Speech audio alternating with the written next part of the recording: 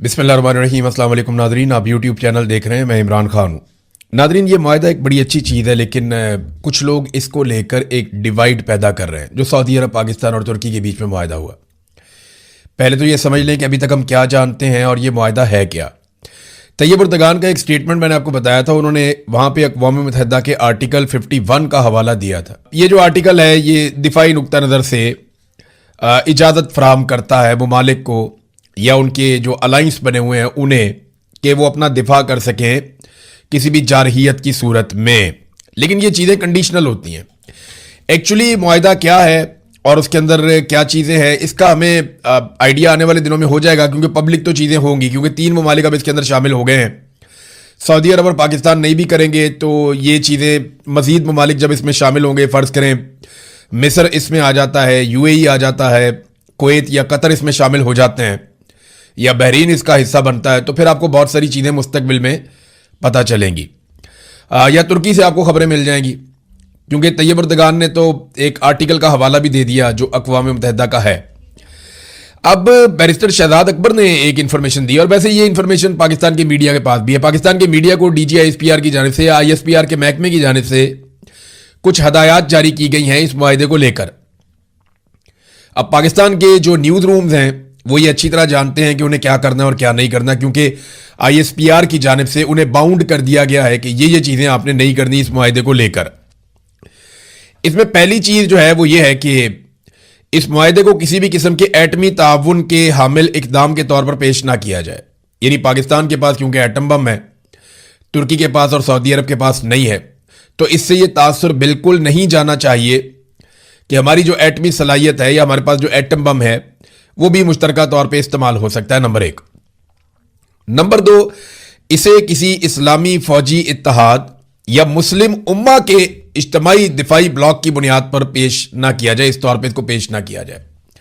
देखिए, पाकिस्तानियों को तो ये चूरन दिया जाता है कि ये खादमैन हरमैन शरीफैन के साथ हमारा जो मुआहदा है ये हरमैन पाक की हिफाजत के लिए है, लेकिन यहां पे मीडिया को कहा गया कि आपने ये इस तरह का कोई इस्लामी ब्लॉक टाइप का भी आपने पेश नहीं करना। माजी में इसके बड़े प्रॉब्लम्स हुए थे, और इसे नेटो तर्ज के इज्तिमाई दिफाई इंतजाम के तौर पर ना तो बयान किया जाए और ना ही इससे इसका मुवाजना किया जाए। यानी नेटो के साथ इसका आपने मुवाजना नहीं करना, वरना उन्हें यह लगेगा कि उनके खिलाफ एक और फोर्स खड़ी होगी या सामने आ गई। अगर ये चीजें नहीं है तो फिर ये मुआहदा है क्या?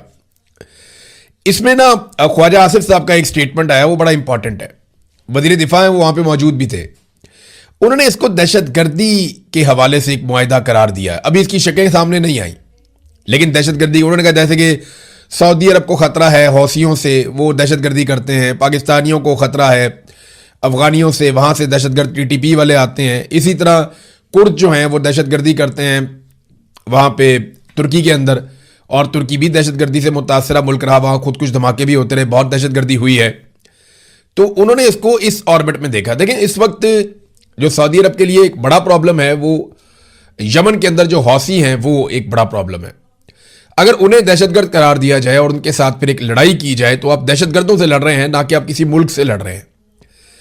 तो ये एक और एंगल है इस चीज को देखने के लिए। फ्यूचर में ये और क्लियर होता जाएगा। लेकिन अंसार अब्बासी साहब का मैं एक ट्वीट देख रहा था, उसमें वो ये कहते हैं जी कि लोग खुश नहीं हो रहे।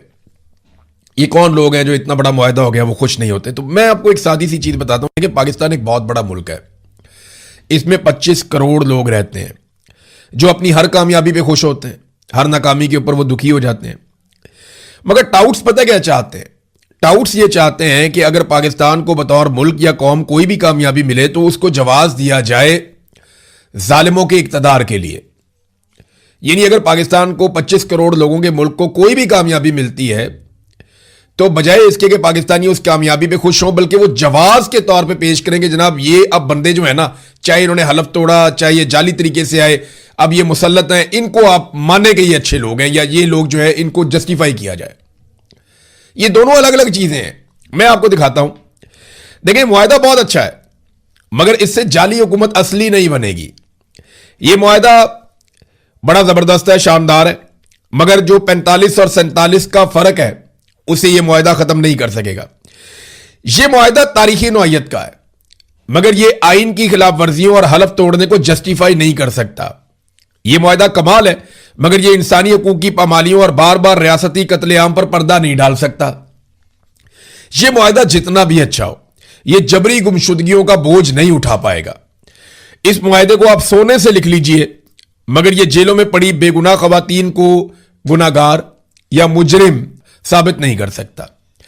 यह मुआहिदा फ्रेम करवाकर हर पाकिस्तानी के घर में लगवा दीजिए, मगर यह मुआहिदा 9 मई, 26 नवंबर, मुरीद के, रावलाकोट और बहुत सारे होने वाले जो कत्लेआम है उन्हें जायज करार नहीं दे सकता, उन्हें जायज नहीं कर सकता। लोग इस मुआहिदे से जितने भी खुश हों, यह उनकी जिंदगियों को नहीं बदल सकता। जो तल्ख हकीकतें हमारे सामने मौजूद हैं उन्हें तब्दील नहीं करेगा यह मुआहिदा कभी भी। क्या इस शानदार मुआहिदे में यह लिखा हुआ है कि आज के बाद कोई भी बंगाली, महाजर, पठान, बलूच, कश्मीरी या पंजाबी और सिंधी गद्दार नहीं कहलाया जाएगा?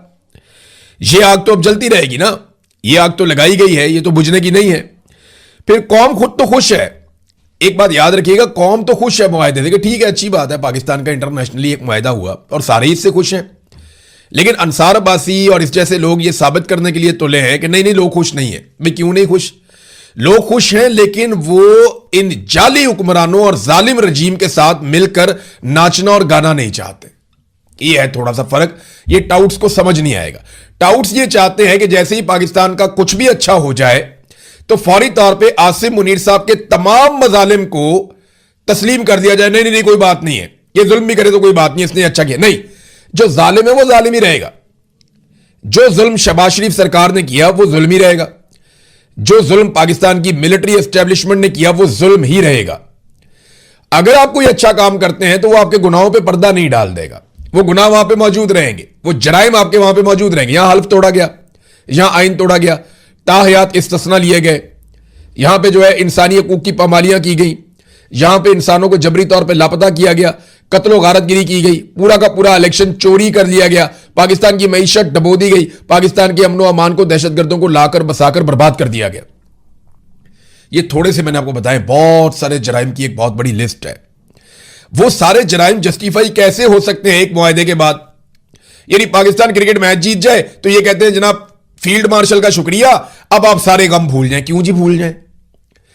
पाकिस्तानी जालिम रजीम के साथ मिलकर नाचना और गाना नहीं चाहते। पाकिस्तानी ये चाहते हैं कि जिनको उन्होंने मुंतखब किया वो लोग सामने आए। हो सकता है कल को वो PMLN को मुंतखब कर दें, बिलावल को कर दें, जमात इस्लामी या फजल रहमान को कर दें, या PTI को दोबारा कर दें। तो जिनका हक है उन्हें मिलना चाहिए। और इसको ना आप जोड़ के नहीं देख सकते चीजों को, ये बहुत कंप्लेक्स है। लोग दुखी हैं, तकलीफ में है, पाकिस्तान की मिलिट्री एस्टेब्लिशमेंट से नाराज हैं, इदारों के साथ उनकी एक दूरी पैदा हो गई है। अब ये मुआहिदे उन दूरियों को खत्म नहीं कर सकते। लोग इस मुआहिदे से खुश जरूर होंगे, लेकिन वो जो गिले शिकवे हैं वो अपनी जगह पे कायम रहेंगे, उन्हें आप खत्म नहीं कर सकते। 27 सितंबर को एक दिन का एहतजाज नहीं होगा, यह पाकिस्तान तहरीक इंसाफ ने कहा। एक तो बैरिस्टर गौहर की वालदा का इंतकाल हुआ, वो काफी रंजीदा, अल्लाह रब्बुल इज्जत उन्हें सब्र अता फरमाए। और ये बड़ा नुकसान होता है किसी भी बेटे के लिए, उसकी मां चली जाए तो अल्लाह ताला उन्हें सब्र दे, अल्लाह ताला उन्हें हिम्मत दे, उनकी वालदा को जन्नतुल फिरदौस में जगह अता फरमाए, आमीन। सलमान अकरम राजा साहब ने कहा कि जी यहां रुकेगा नहीं। 27 तारीख को एक दिन का एहतजाज नहीं होगा, बल्कि ये एक लंबा एहतजाज होगा और प्लानिंग करके आएंगे। अब ये प्लानिंग क्या है, किस तरह से है, इसकी तैयारियां बड़े जोरों शोर से होनी चाहिए। यहां पे एक एक मिनट कीमती है, लेकिन अभी तक हम ये देख रहे हैं, मैं रोजाना एक वीलॉग करके आपको बताता हूं कि अभी तक तैयारियां हमें ग्राउंड पे नजर नहीं आ रही।